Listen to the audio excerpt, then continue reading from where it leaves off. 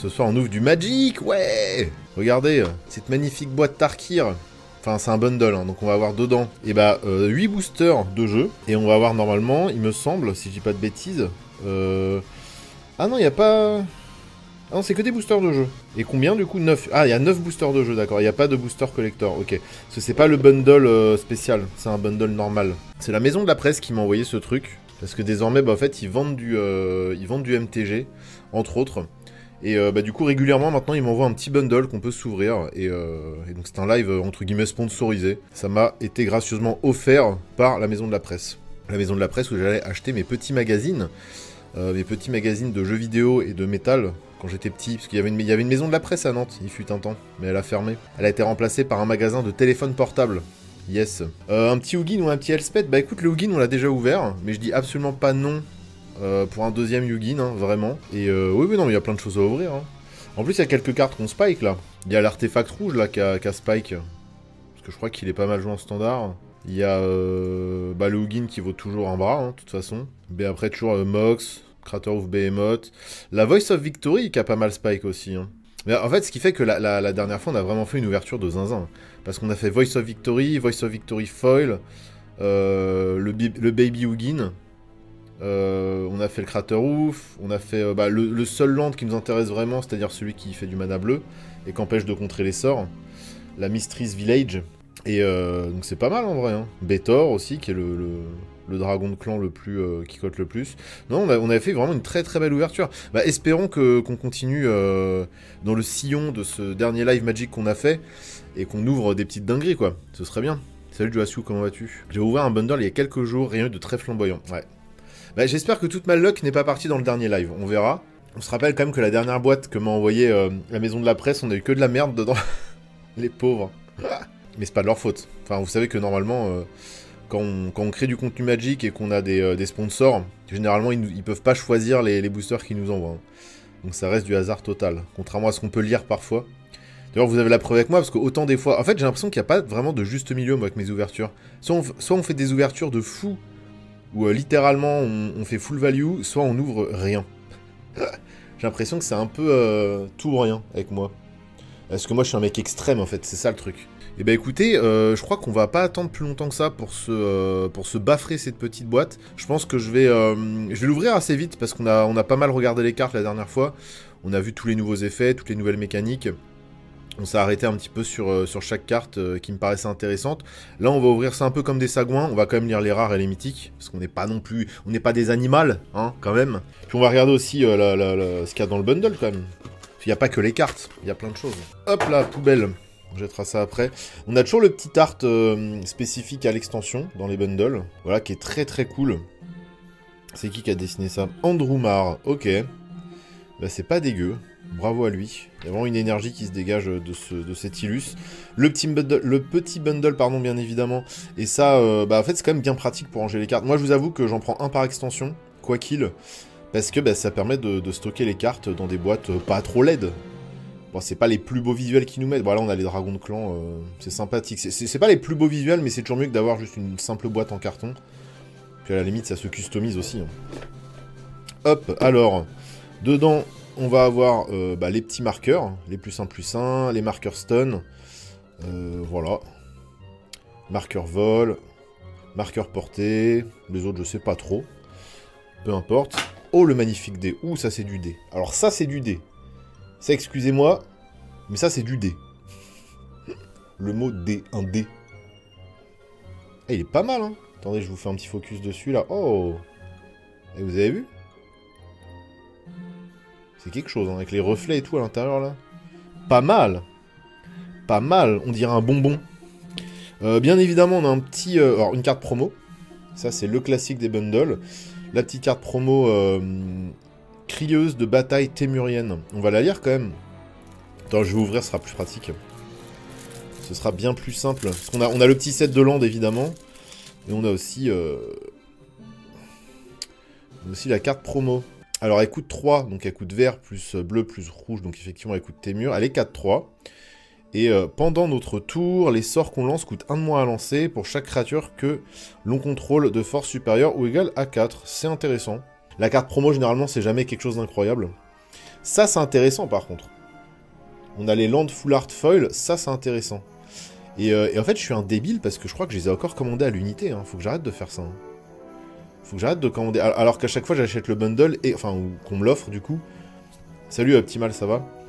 Et que en plus, bah, normalement, il y a toujours les... Il y a toujours le cycle entier de basique full art, quoi. Donc ça fait bien plaisir. Ils sont bien beaux, hein. Franchement, si tu fais un deck dragon 5 couleurs, moi, je veux que des basic lands comme ça dans mon deck dragon. Et après, on a les lands classiques, avec la frame classique, évidemment.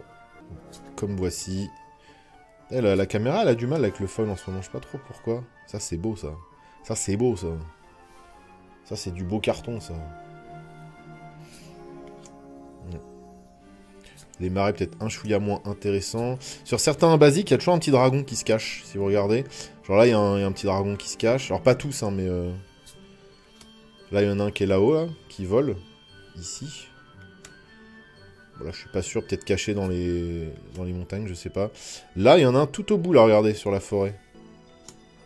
Les lands Ron Spencer sont que dans les boosters collector. Ça va coûter cher à l'unité. Oui, bah déjà, ils cotent un petit peu, hein. Mais très franchement,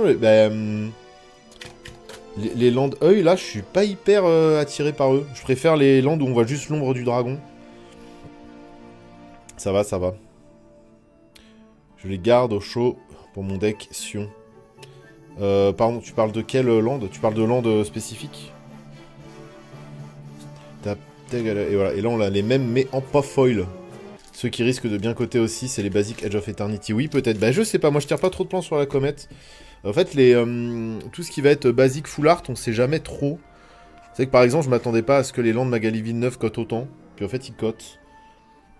Pareil, si on prend les vieux lands Zendikar, donc à l'époque où pour la première fois ils faisaient des basiques full art, qui étaient possiblement droppables dans tous les boosters, là où à l'époque il n'y en avait que certains dans les Unsets. Ça s'est mis à côté pas mal aussi, donc ça dépend en fait. Ça dépend des extensions, du visuel, je sais pas. Bon après j'aime bien jouer mes decks RP, donc généralement, littéralement le Jolly Balloon, je mets dedans que des lands Duskmourn full art quoi. Foil bien évidemment. Pour un land, j'en ai besoin pour un deck full Ron Spencer, qui était mono noir jusque là, et là ça me permet enfin de jouer d'autres couleurs. Stylé. Ah bien vu, ça c'est cool ça.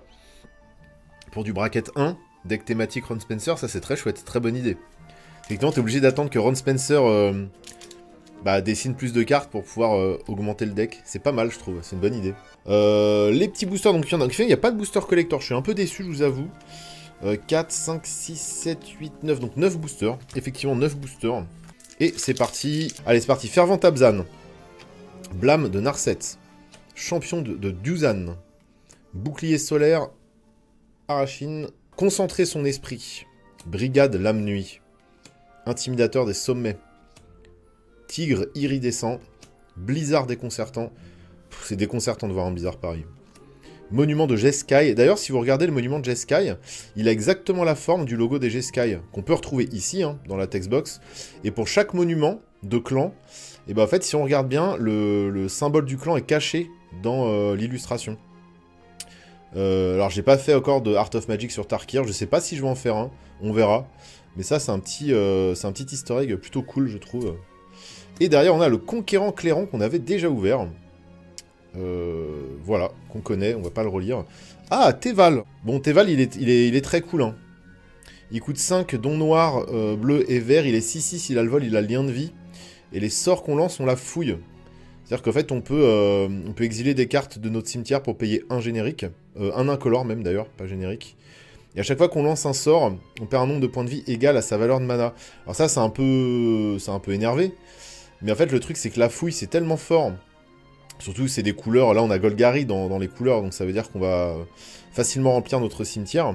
Vu que Teval a le lien de vie, en fait, c'est pas très grave de perdre quelques points de vie quand on lance nos sorts, parce qu'on va normalement, sachant qu'il a une capa d'évasion, récupérer 6 points de vie à chaque phase d'attaque. Ouais, mais donner la fouille à tous nos sorts, c'est quand même balèze. Et l'illustration, je la trouve quand même vraiment magnifique, hein. Qu'on se le dise. L'illustration est quand même très très chouette. Ouais, j'aime bien.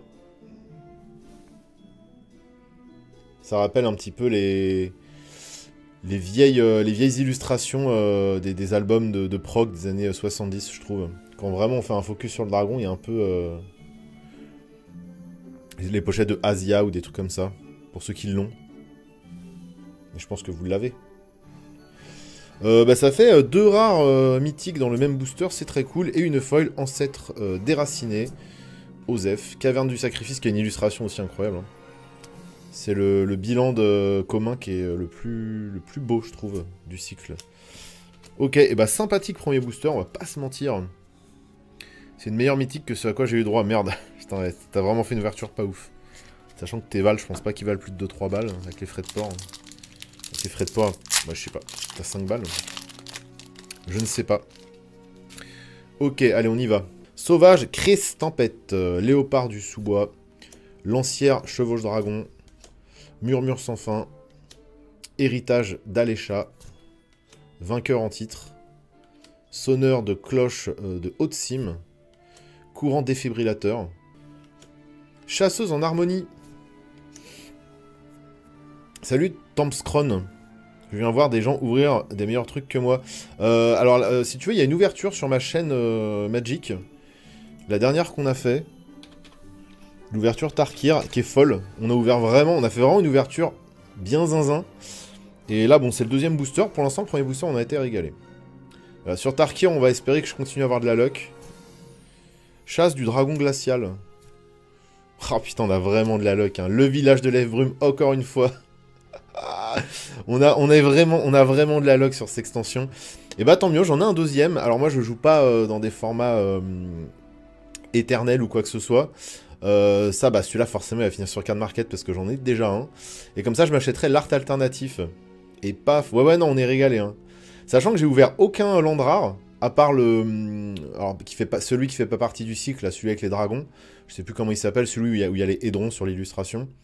Mais on a ouvert 2 fois le village de l'Ève-Brume, qui est le meilleur land du cycle, hein, clairement. Hein. Tu l'as eu en normal et en borderless. Ah, bah c'est pas mal, ça.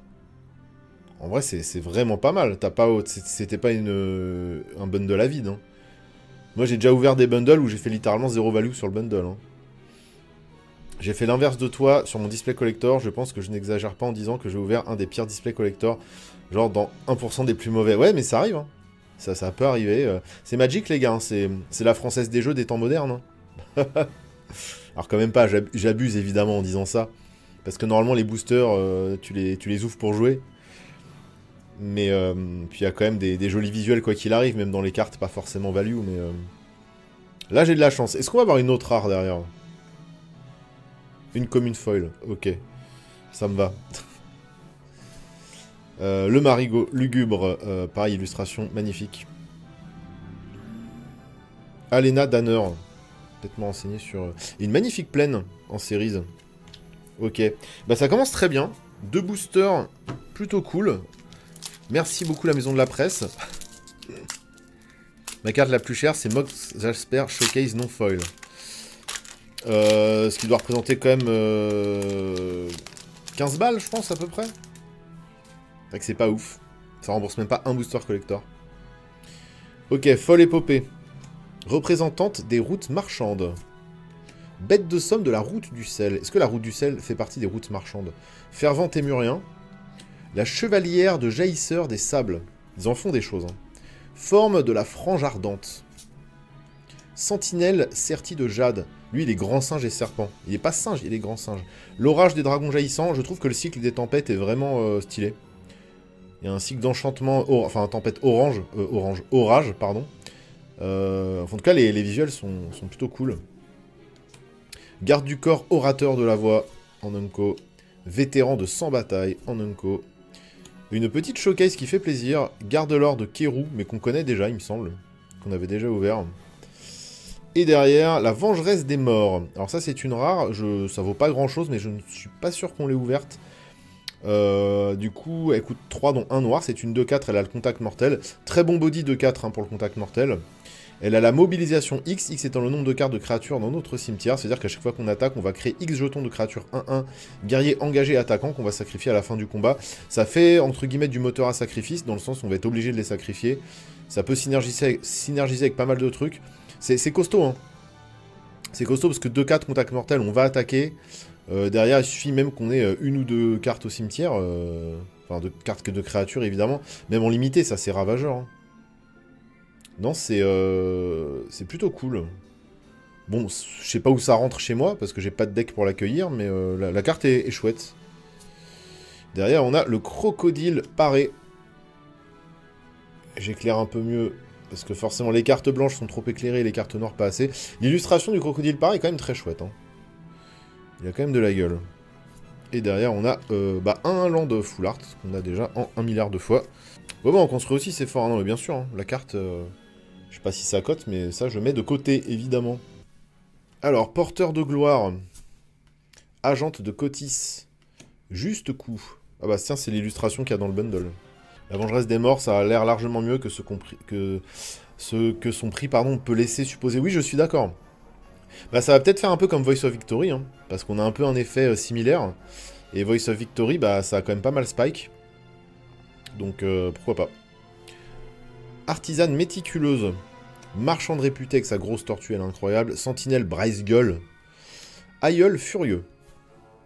Monument mardouin, et je vous laisse effectivement apprécier le petit symbole mardou qui se dessine là à ce niveau-là.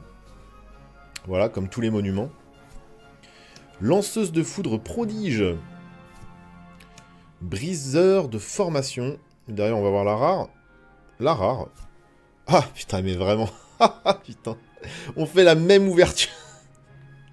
Ah, on l'a appelé, hein.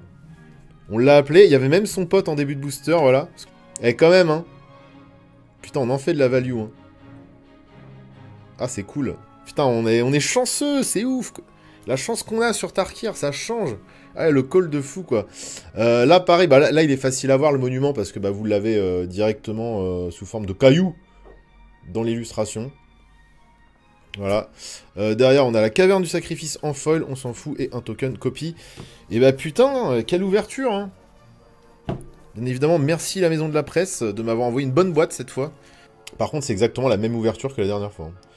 On découvre pas trop de nouvelles cartes.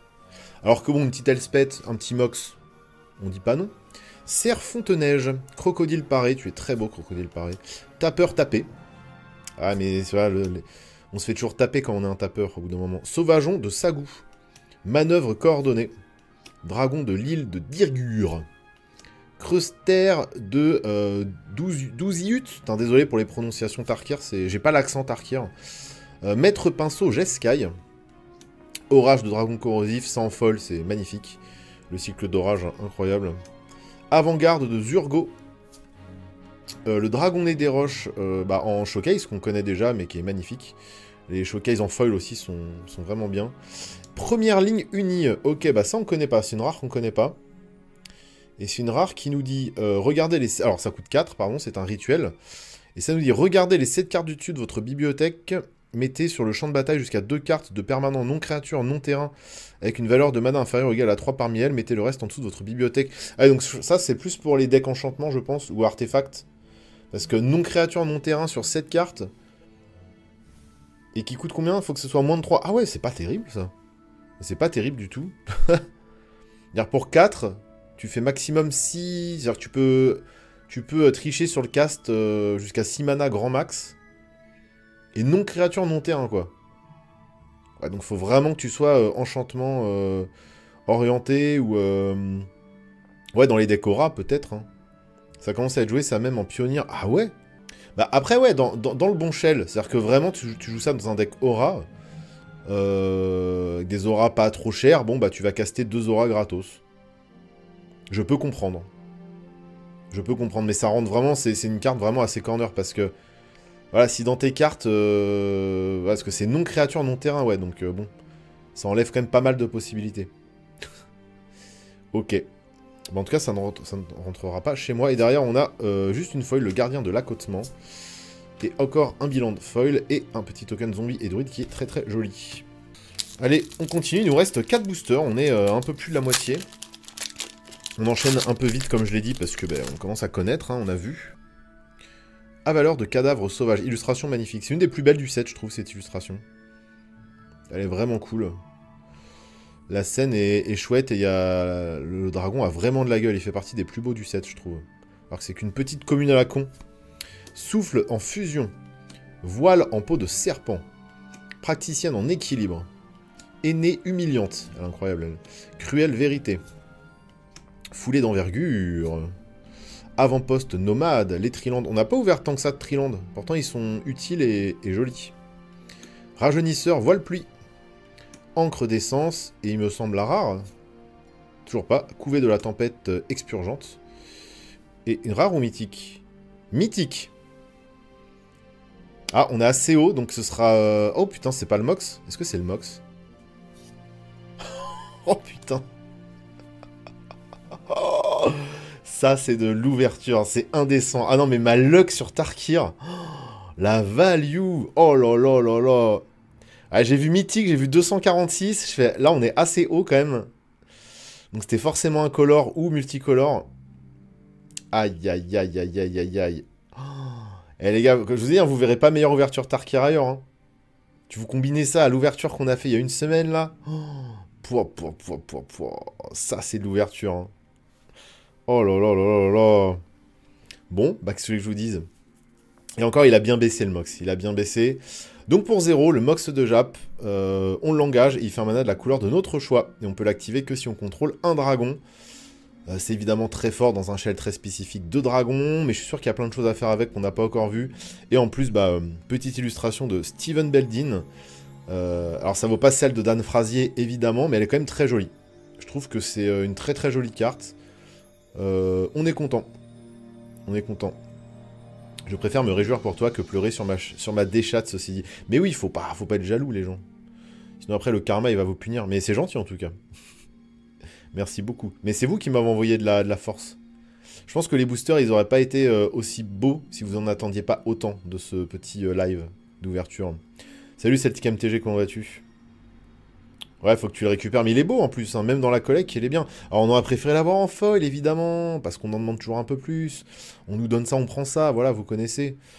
Mais ça va, franchement, mes ouvertures Aether Drift, elles étaient tellement à chier. On peut dire que là, les ouvertures Tarkir, elles ont quand même bien rattrapé. Est-ce qu'on a encore autre chose derrière? Une commune foil. Dommage. On va pas trop en demander. Ok. Bon. Voilà, je pense quand même qu'on est pas mal rentré dans nos frais. Il nous reste quand même 3 boosters. Et oui. Et moi, ça va pas mal. Écoute, là, on enchaîne les ouvertures Tarkir full value. Donc, je suis content. Reste plus qu'à ouvrir Elspeth. On aura tout ouvert, les gens. Bon, si on peut avoir le petit Cory Steel Cutter, là, l'artefact rouge, là, qui a pop du jour au lendemain, pourquoi pas. Mais on va plus trop en demander, hein, là, je pense que, bon, ce sera c'est déjà indécent. Donc, ouverture Aether Drift, à chier, égale pléonasme, oui, un petit peu, c'est vrai. C'est vrai. Ah, pour le coup, on a vraiment rien ouvert, quoi. Proie du dragon, illustration sympathique, brigade de choc, routine du vagabond, illustration magnifique. Comme quoi, des fois, on a encore des belles choses. Hein. Souffle osseux. Souffle dispersant. Bah c'est un cycle ou quoi? Il y a un cycle de souffle. Marchand de réputé pour la 1 milliardième fois. Gardien de l'accotement pour la 100 millième fois. Monument témurien. Voilà, c'est pareil. Si on regarde un petit peu les petites zones lumineuses à l'intérieur de la forêt, bah, ça forme, bien évidemment, le symbole des témurs. Voilà. Bête de somme d'Alcovan. Déferlante écrasante. On a encore une Unco. On a encore une Unco. Hôte de l'après. Elle est cool, Stylus. Elle me disait rien. Et donc, une rare ou une mythique? Ça va être une rare. Faut pas déconner non plus. Maelstrom du Dragon Esprit. Bon, on l'avait déjà ouvert. Notre ouverture est quand même très très similaire à celle de la dernière fois. Le petit land rare qui ne fait pas partie du cycle, du coup. Est-ce qu'on a autre chose? Unco foil. Tacticienne endurcie en foil. Maelstrom du Dragon Esprit. Je ne sais pas où je range ça, perso, mais nulle part. C'est ton 6ème booster, c'est ça? C'était mon 7ème booster. Il nous reste 2 boosters sur 9. Donc là, on va ouvrir le 8ème et après le 9ème. Mais oui, regardez, là, on a... Ça, c'est toutes les rares qu'on a ouvertes. Ouais, c'est quand même... C'est quand même pas dégueu, on va pas se mentir. Hein. Hématovore d'estuaire. Saisir l'opportunité. Gardien de Necrotique. Garde parent de la forteresse. Serpent de crête glace. Technique du pied léger. Dos fauve témurien, eux je les trouve magnifiques. Et même je trouve les tenues témur sont très très belles. Il y a vraiment un truc qui se dégage, je trouve, de toute la DA autour des témurs. Je crois que c'est mes préférés, si on parle juste esthétiquement, je pense que c'est mes préférés. Restauration d'héritage. Prêtresse de bataille Loxodon. Palais opulent, encore un triland, ça on garde, ça peut servir. Gémissement de guerre, vous vous rappelez quand j'avais fait le cri du gémissement de guerre, on avait eu de la log juste après. Donc je vais le refaire.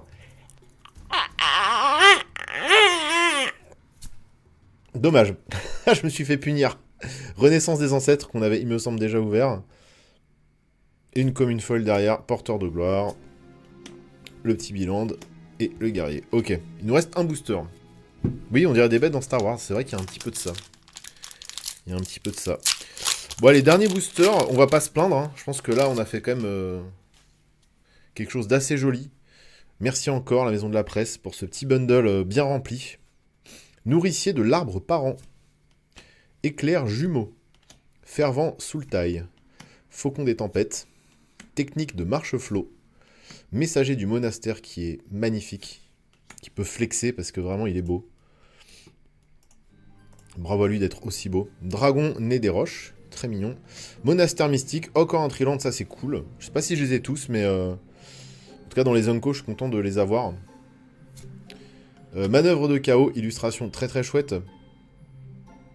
Je pense qu'on a encore une Unco. Encore une Unco. Déni spectral. Salut Joe. Est-ce qu'on va avoir une dinguerie là? Encore une Unco. Technicienne endurcie. Allez, rare ou mythique?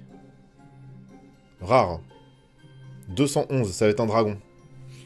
Rare multicolore dragon, je pense. Je sais pas lequel, mais... Ah non, nouvelle voie à suivre. Ok, pas du tout. Avec une illustration de Eliminaya. Toujours des illustrations très particulières. J'en parle d'ailleurs dans ma dernière vidéo. N'hésitez pas à aller voir. La prochaine fois qu'une source de votre choix devrait vous infliger des blessures ce tour-ci, on prévient ces blessures. Quand des blessures sont prévenues de cette manière, la nouvelle voie à suivre inflige autant de blessures au contrôleur de cette source, et on pioche autant de cartes. Alors il y a une carte en Boros qui fait ça, où pour 2, en fait, pareil, on va prévenir les dégâts d'une source et renvoyer tous les dégâts dans la tronche de l'adversaire. Donc effectivement là, on a Boros, mais en fait pour 3 supplémentaires, dont un bleu, on va piocher autant de cartes. Donc c'est un effet qui existe déjà, où tu payes 3 supplémentaires, dont un bleu, et tu vas piocher autant de cartes. Ce qui peut renverser une partie. Hein. Deflecting Palm, exactement, c'est ça. Vous avez raison. Le nom m'échappait là tout de suite. Et ok. Ok, je pense pas que ce soit incroyable, parce que c'est un peu chéros quand même, mais... faut garder 5 up. Coucou Salem. Est-ce que derrière on a un dernier petit bonbon?